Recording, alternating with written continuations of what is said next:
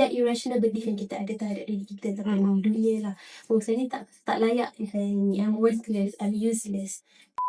Let's say lah kita dah mengalami depressive disorder ni dah lama, mungkin berbulan-bulan, bertahun-tahun. Bila dah lama tu, boleh ke kita rawat? Kita boleh mendapatkan rawatan untuk depressive disorder. When we see that depressive disorder ni as common as cold, jadi evidence-based therapy untuk kemungkinan ataupun depressive disorder ni lebih banyak. Dan biasanya kalau kita jumpa psikologi, kita biasanya akan menggunakan teknik-teknik psikoterapi seperti cognitive behavior therapy, acceptance commitment therapy dan sebagainya. So, bergantung kepada you punya terapi lah.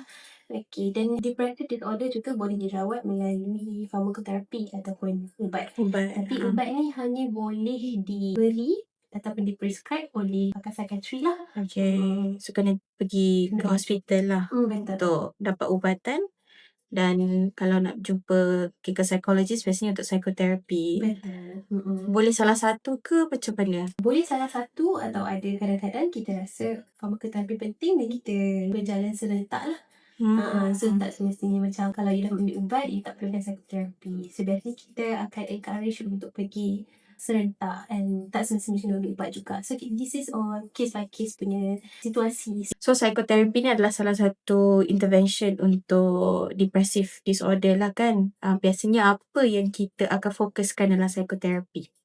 So psychological ni kita akan fokus kepada emosi dan juga kita punya fikiran.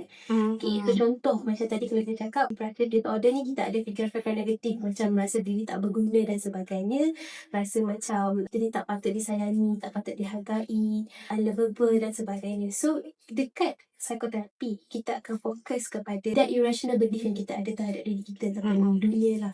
Saya ni tak layak, saya ni, I'm worthless, I'm useless. So kita akan fokus kepada ini. But on top of that, bila you ada depressive disorder ni, you tak rasa nak keluar tadi kan, you tak nak buat apa-apa. So kita akan fokus kepada behavior activation.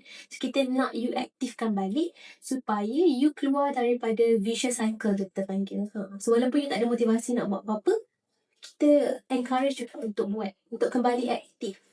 Supaya kita boleh aktifkan balik tingkah laku. Okay. So kita target tingkah laku ataupun kognitif tu lah. So itu yang kita tengok dalam psikoterapi lah biasanya.